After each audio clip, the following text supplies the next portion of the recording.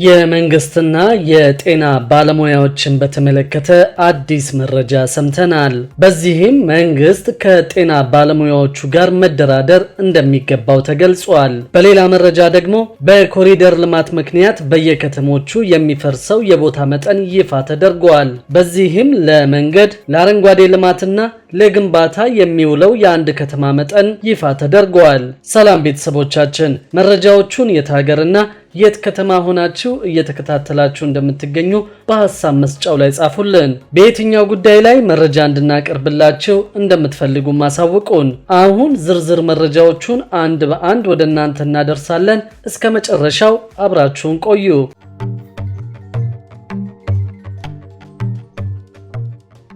የመንግስትንና የጤና ባለሙያዎችን በተመለከተ አዲስ መረጃ ሰምተናል። በዚህም መንግስት ከጤና ባለሙያዎቹ ጋር መደራደር እንደሚገባው ተገልጿል። የኢትዮጵያ መንግስት ባለስልጣናት የስራ ማቆም አድማ እያደረጉ ካሉ የጤና ባለሙያዎች ጋር ሊደራደሩ እንደሚገባና የታሰሩትንም ያለ ቅድመ ሁኔታ እንዲፈቱ የመብት ተቆርቋሪው አምነስቲ ኢንተርናሽናል ጠየቀ።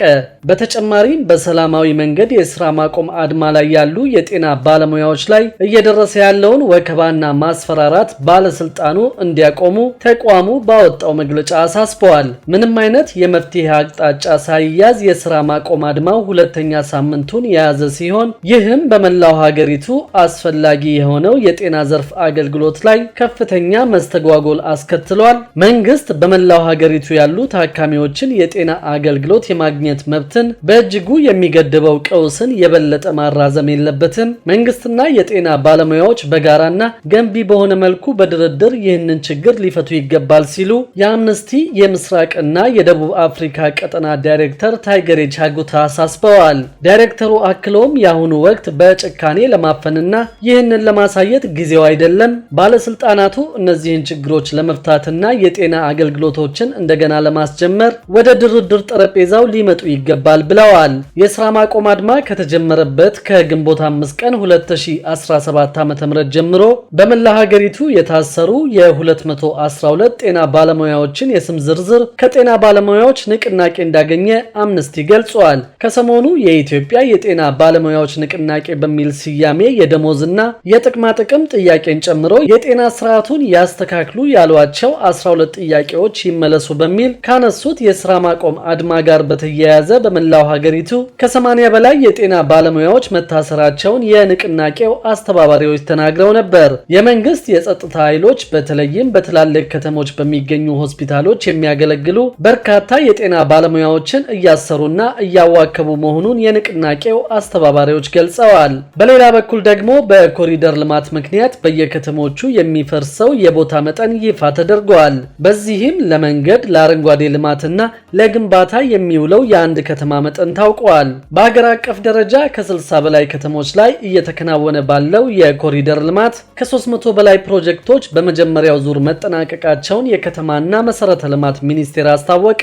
የኮሪደር ልማት ፕሮጀክት ከተሞች ተመራጭ የቱሪዝምና የኢንቨስትመንት መዳረሻ እንዲሆኑ ታቅዶ ተግባራዊ እየተደረገ እንደሚገኝም ተገልጿል። የከተማና መሰረተ ልማት ሚኒስትር ዴኤታ ሄለን ደበበ በሰጡት ማብራሪያ መንግስት ከተሞችን ለዜጎች ኑሮ ምቹና ተስማሚ ከማድረግ ባለፈ ለኢንቨስትመንት መዳረሻ እንዲሆኑ በልዩ ትኩረት እየሰራ ይገኛል። በዚህም ከተሞች ያሏቸውን ተፈጥሯዊና ሰው ሰራሽ ሀብቶች በተገቢው መንገድ ጥቅም ላይ እንዲያውሉ የሚያስችሉ የልማት ስራዎች ተጠቃሽ መሆናቸውን አንስተዋል። ከተሞች በፕላን የተመራ አሰራርን እንዲከተሉ ለማስቻል የከተሞች የመሬት አጠቃቀም ፕላን ተግባራዊ እየተደረገ መሆኑን ገልጸዋል። የከተማ መሬት አጠቃቀም ፕላን 30 በመቶ ለመንገድ፣ 30 በመቶ ለአረንጓዴ ልማት እንዲሁም ደግሞ 40 በመቶ ለግንባታ እንዲውል ተደርጎ መዘጋጀቱን ጠቅሰዋል። ይሁን እንጂ በርካታ ከተሞች አወቃቀርና አመሰራረታቸው በፕላን የተደገፈ ባለመሆኑ የመሬት አጠቃቀም ውስንነት እንዲፈጠር አድርጓል ነው ያሉት።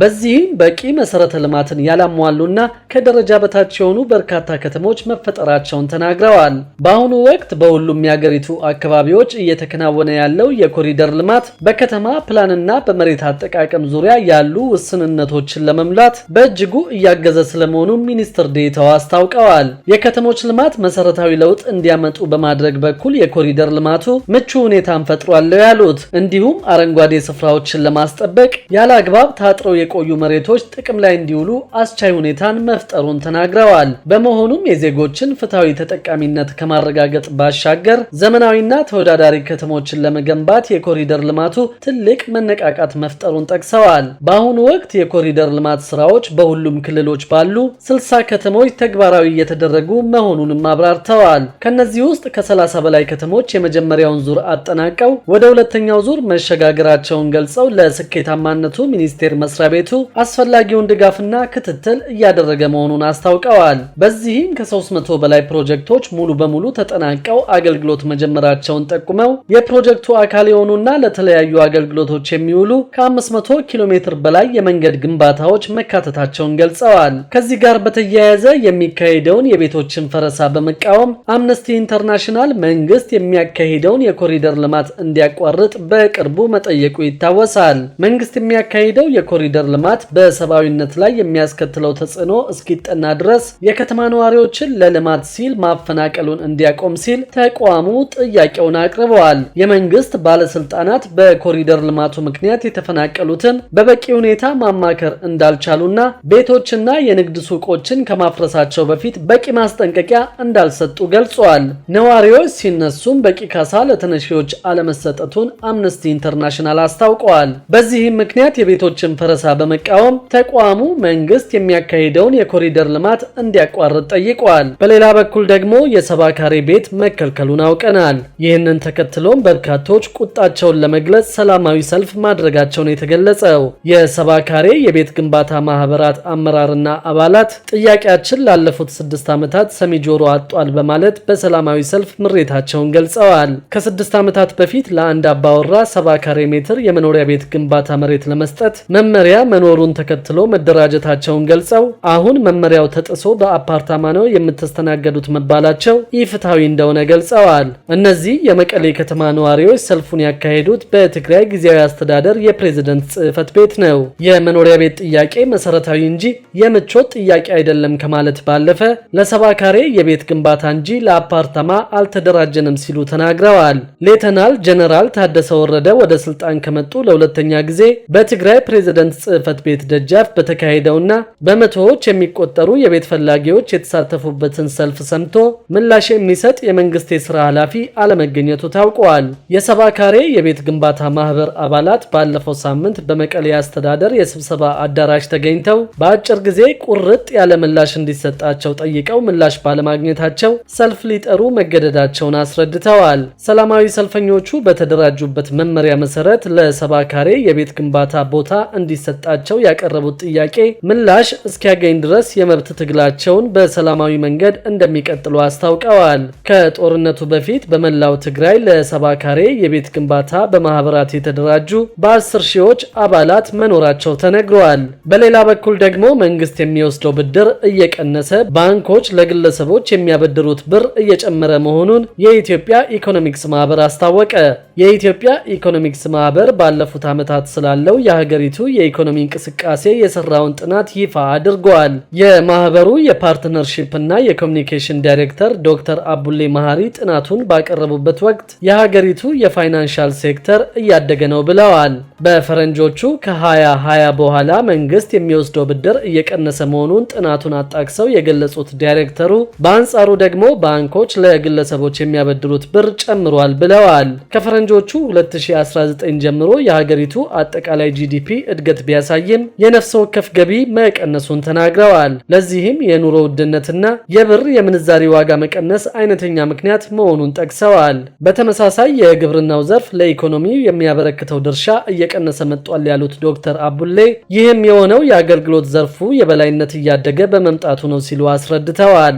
መንግስት በ2030 ግብርናው ለኢኮኖሚው የሚያበረክተው አስተዋጽኦ 22 በመቶ እንዲሆን ያቀደ ሲሆን በአሁኑ ሰዓት 32 በመቶ ላይ ይገኛል። ነገር ግን ግብርናው አሁንም ለኢኮኖሚው እያበረከተ ካለው አስተዋጽኦ አንጻር የተሰጠው ትኩረት ግሽፈት አነስተኛ መሆኑ ተገልጿል። ለዚህም እንደ ማሳያ በሁለት አስርት ዓመታት ከተመዘገበው አጠቃላይ ብድር የግብርናው ዘርፍ ያገኘው 7.8 በመቶ ብቻ መሆኑ ተጠቅሷል። ክቡራትና ክቡራን የአዲስ ቢዝነስ የዩቲዩብ ቻናል ተከታታዮቻችን ይህንን ቻናል ሰብስክራይብ ሳታደርጉ የምትከታተሉን ከሆነ ቢዝነስና ሌሎች ተያያዥ ጉዳዮችን በተመለከተ አዳዲስ መረጃ ለማግኘት የዩቲዩብ ቻናሉን ሰብስክራይብ በማድረግ ቤተሰብ እንድትሆኑም በትህትና እንጠይቃለን።